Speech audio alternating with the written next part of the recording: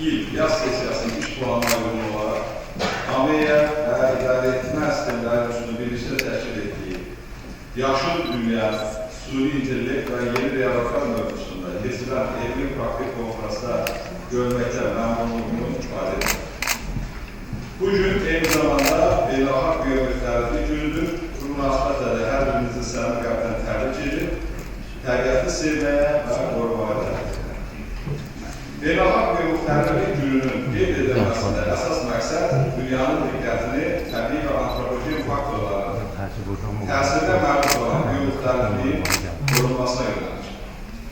Son illərdə gəldiyi səylərə baxmayaraq, planetin biomüxtəlifliyi azalmaqda davam edir və ekoloji tarazlıq hələ də dəyişməkdədir.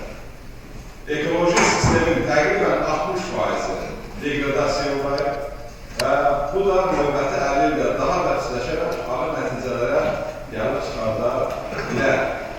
Ümumilli lider Heydər Əliyev biomüxtəlifliyin qorunmasını Azərbaycanın ekoloji siyasətinin mühüm tərkib hissəsi kimi görürdü.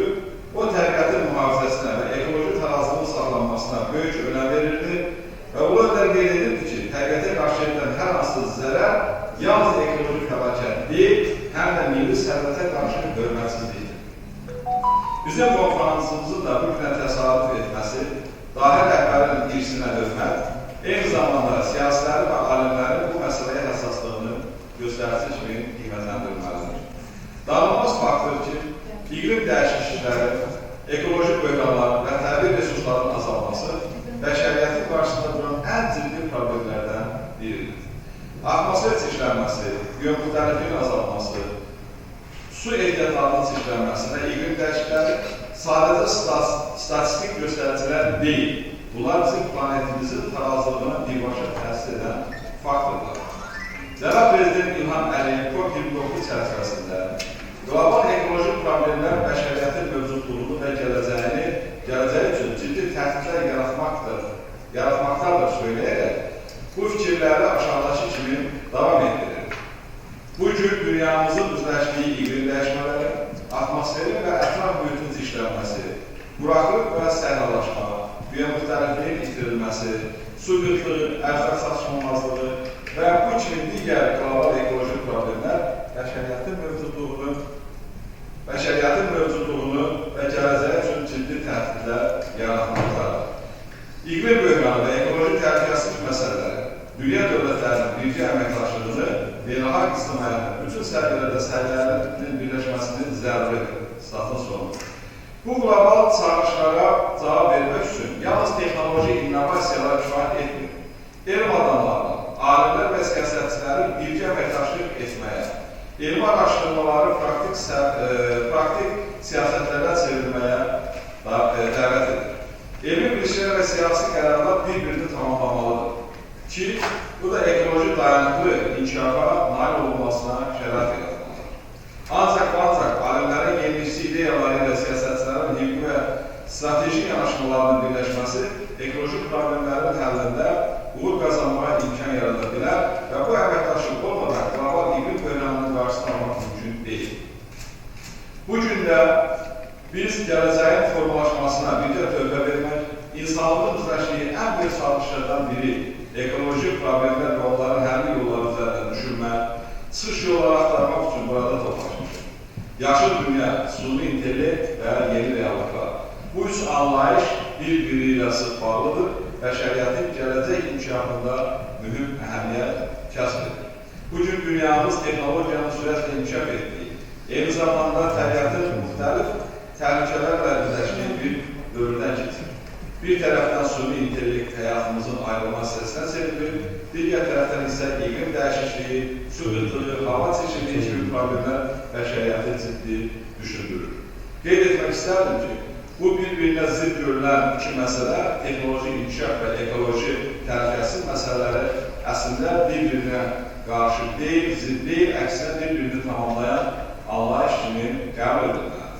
Yeni dövrdə belə bir sual formulaşır. Texnologiya, xüsusilə suni intellekt, təbiəti qorumağa necə kömək edə bilər? Suni intellekt artıq bir çox sahələrdə əvəz olunmaz vasitəyə çevrilir. Məsələn, ağıllı enerji şəbəkələri, suni intellektin analitik gücündən istifadə edərək elektrik istehlakını optimallaşdırır, təmiz enerji mənbələrinə keçidi sürətləndirir.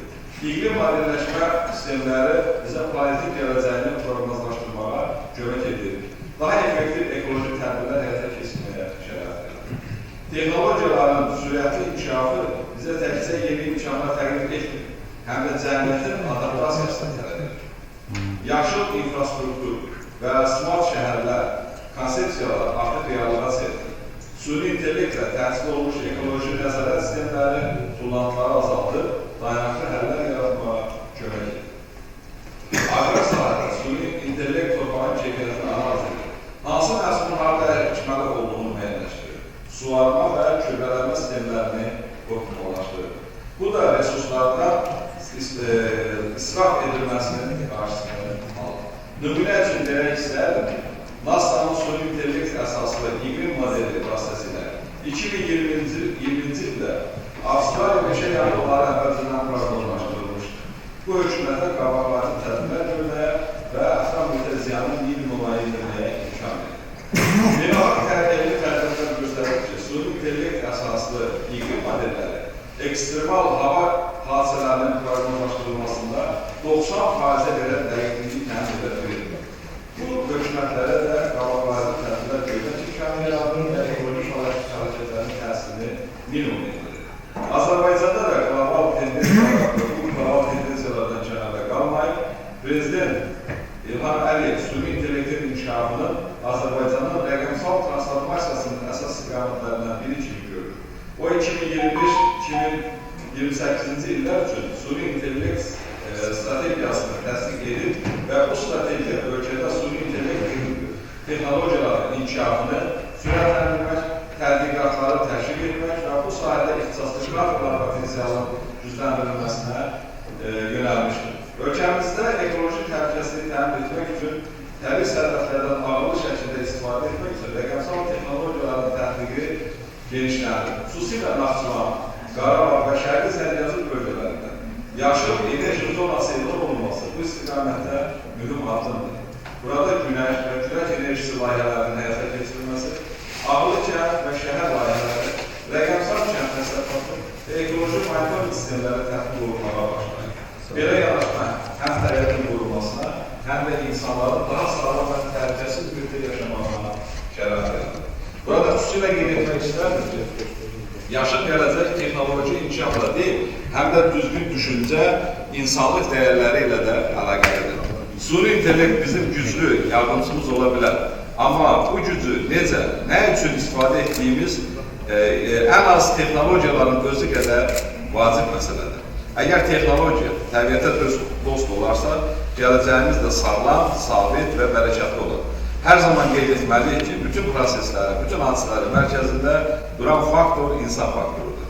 Alimlərin apardığı tədqiqatlar ekoloji problemlərin həlli üçün əsas istiqamətləri müəyyənləşdirir və bu nəticələr siyasətçilər tərəfindən hüquqi çərçivəyə salınaraq qanunlar şəklində formalaşdırılır. Siyasətçilər ekoloji qanunvericiliyi tənzimləməklə, karbon neytrallığına nail olmaq, qlobal iqlim dəyişikliyi ilə mübarizədə effektiv mexanizmlər yaratmaq üçün beynəlxalq sazişlərdə iştirak edir və onlara rəhbərlik edirlər. COP29 kimi beynəlxalq ekoloji samitlərdə qəbul edilən qərarlar yaşıl iqtisadiyyata keçidi sürətləndirir, ekoloji siyasətin qlobal miqyasda təsirli olmasına şərait yaradır. Bununla belə, bu siyasətlərin uğurlu olması alimlərin elmi tədqiqatlarına əsaslanmalı, çünki yalnız elmi yanaşma ekoloji dayanıqlığın təmin edilməsi üçün möhkəm təməl yarada bilər. Bu məqamda xüsusilə qeyd etmək istərdim ki, Azərbaycanın yaşıl öhdəlikləri, ekoloji dayanıqlığı artırmaq, karbon emissiyalarını azaltmaq və bərpa olunan enerji mənbələrindən istifadəyə keçidi sürətləndirmək məqsədi daşıyır. Ölkə bu sahədə bir sıra beynəlxalq və milli təşəbbüslərə qoşulub və bildiyiniz kimi Azərbaycan 2030-cu ildə istilik effekti yaradan qazları 35% və 2050-ci ilə qədər 40% azaltmağı öhdəlik kimi özlərinə götürmüşdür. Və bu öhdəliklər Azərbaycanın ekoloji siyasətini gücləndirir, ölkənin yaşıl iqtisadiyyata keçidini sürətləndirir. Qarşıya qoyulan məqsədlərə çatmaq üçün Milli Məclisdə də bu sahədə son dövrlər kifayət qədər əhəmiyyətli qanunlar qəbul edilir. Misal üçün göstərə bilərik ki, enerji resurslarından səmərəli istifadə və enerji effektivliyi haqqında qanun, atmosfer havasının mühafizəsi haqqında qanun, ətraf mühitin mühafizəsi haqqında, elektrik enerjisi istehsalında bərpa olunan enerji mənbələrindən istifadə haqqında və s. qanunları göstərə bilərik ki, bu yaxında da istilik təchizatı haqqında qanun hələ 2-ci oxunuşda bizi gözləyir. Sonda bir daha vurgulamaq istərdim ki, yaşıl dünyanın qurulması artıq təkcə seçim deyil, zərurət olduğunu biz anlamalıyıq, qəbul etməliyik. Texnologiya ilə ekologiyanın harmoniyasını qorumaq, yeni reallıqlara adaptasiya olmaq, hər birimizin bu sahədə, bu prosesdə aktiv etmək məsələsini istiqamətləndirir. Bu sahədə əməkdaşlığımızı aparmaq üçün biz bura yığışmışıq və məclisimizi açıq elan edirəm və hesab edirəm ki, bizim bu konferansımız, elmi-praktik konferans az da olsa dünyada bu sahədə gedən proseslərə öz təsirini, öz izini buraxacaqdır və ilk söz salamlamaq üçün də sözü hörmətli akademikimiz İslam Əbəkədir.